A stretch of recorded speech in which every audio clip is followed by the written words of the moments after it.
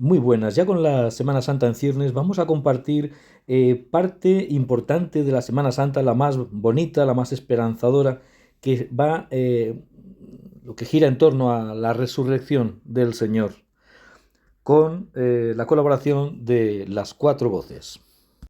Efectivamente, es imposible abarcarlo todo porque es muy complejo el estudio de esto, tanto de detractores como de creyentes que están convencidos de que pertenece a, es decir, que fuera el lienzo que cubrió al maestro, ¿no? Lo que es cierto es que en 1978 un equipo de investigadores norteamericanos con la más avanzada tecnología de entonces no encontraron ningún indicio que apoyase la teoría de que es una falsificación.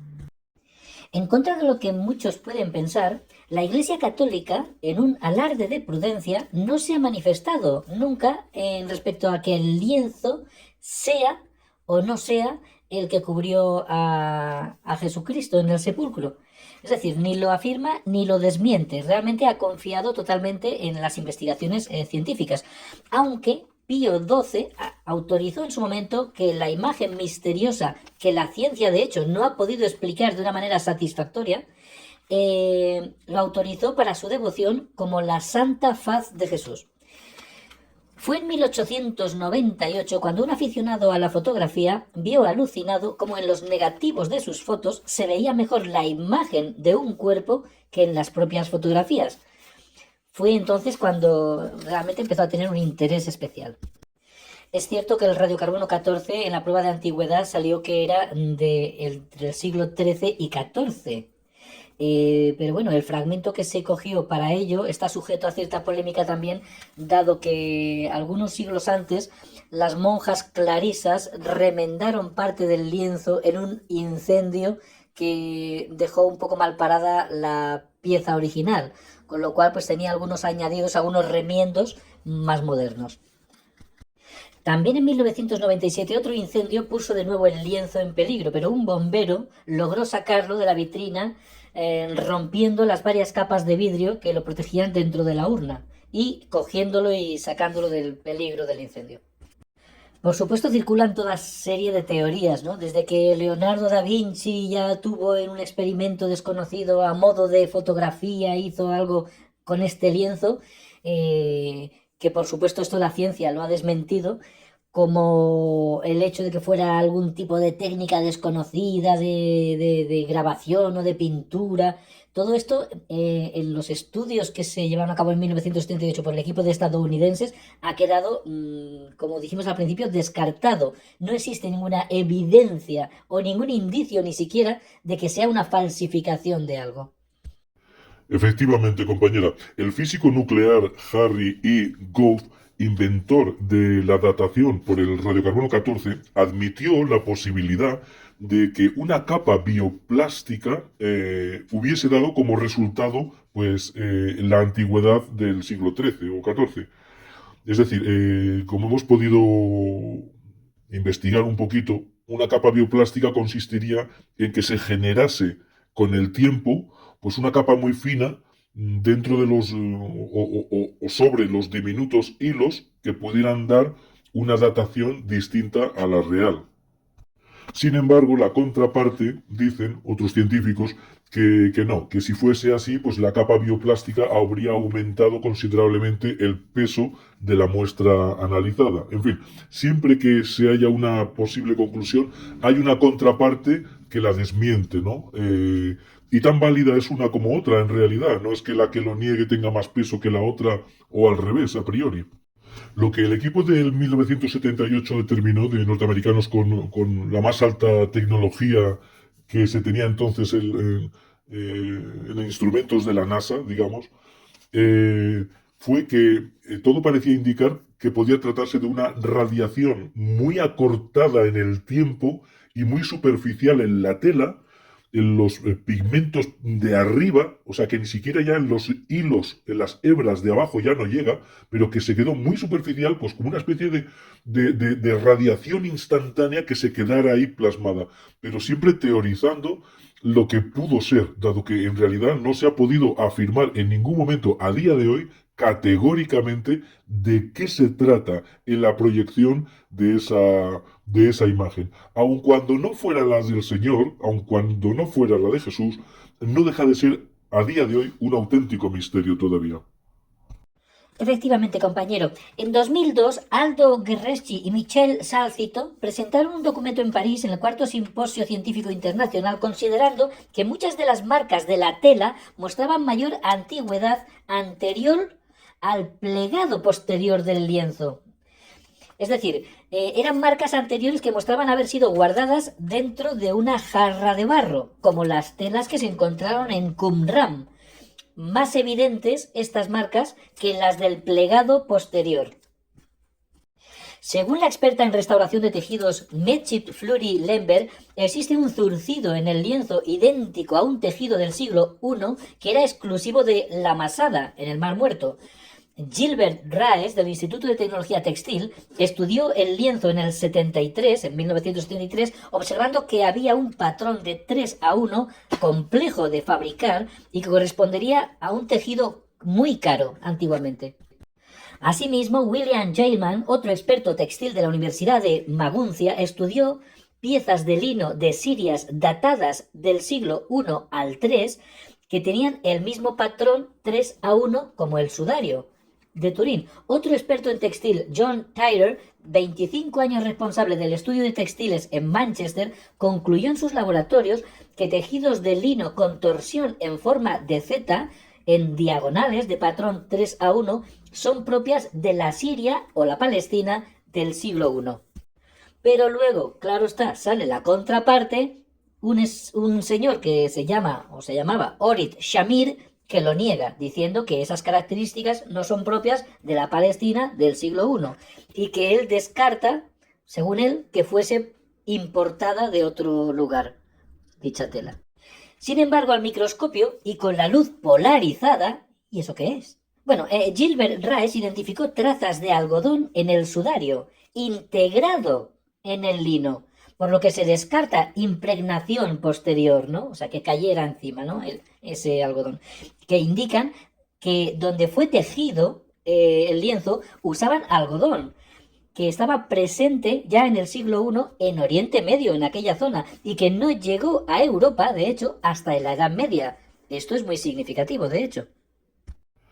Así es, compañera. Un estudio de la Universidad Católica de Murcia en 2017, dirigido por el médico señor Alonso Sánchez Hermosilla, describió en la imagen del lienzo una herida penetrante que coincidiría con la lanzada del legionario romano que atravesaría el hemitórax derecho con entrada por el quinto espacio entre costillas con salida por el cuarto de la parte trasera de las costillas cerca de la columna y la escápula derecha, con marcas que esta investigación atribuiría a los coágulos de sangre y líquido pleuropericárdico en el lienzo. Sospechamos que si el estudio hubiese discurrido en contra de la teoría de los que sí creen que ese lienzo cubrió a Jesús, sí lo hubieran seguramente publicado en alguna prestigiosa revista científica.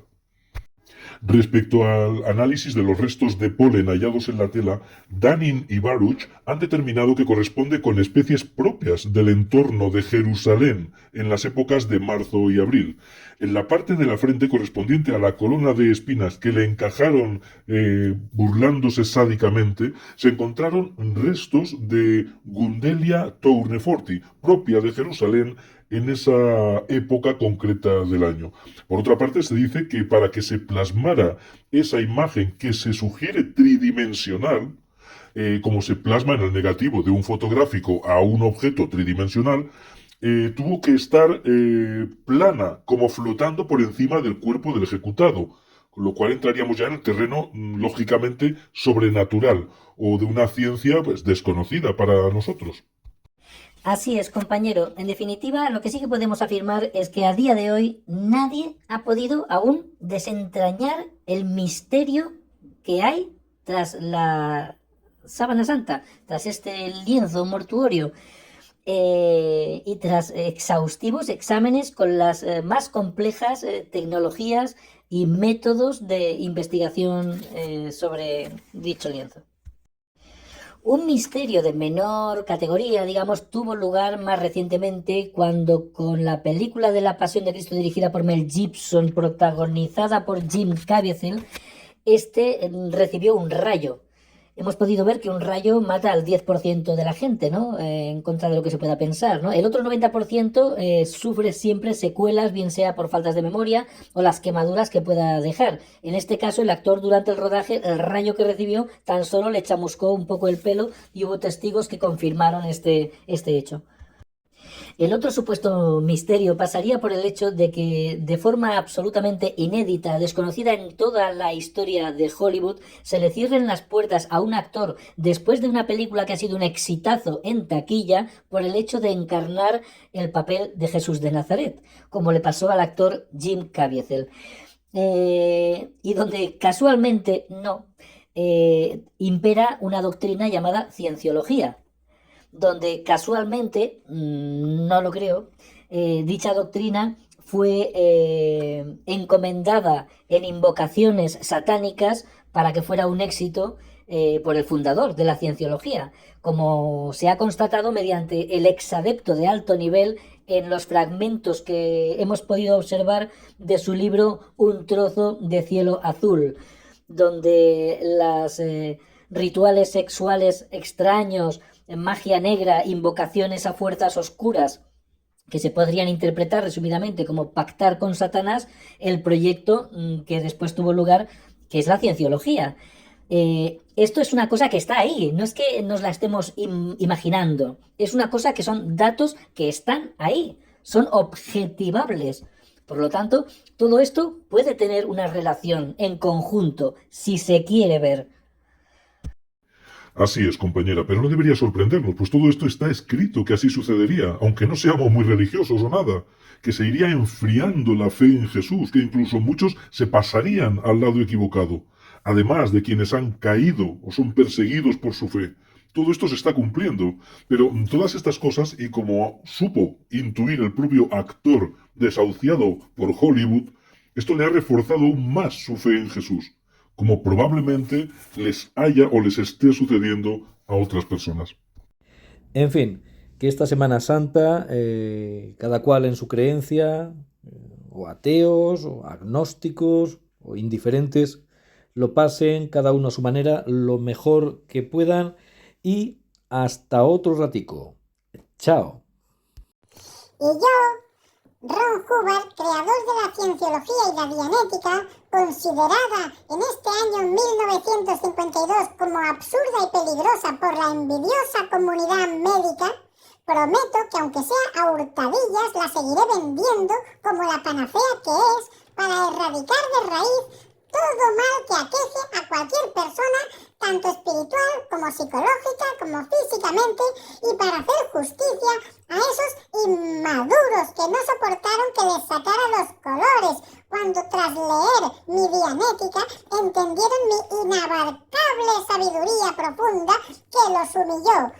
Un libro que bien aplicado cura desde cualquier trauma sufrido en el mismo útero hasta el resfriado común, pasando por la conjuntivitis o el ébola. Os dejaré en ridículo, desde el más discreto anonimato.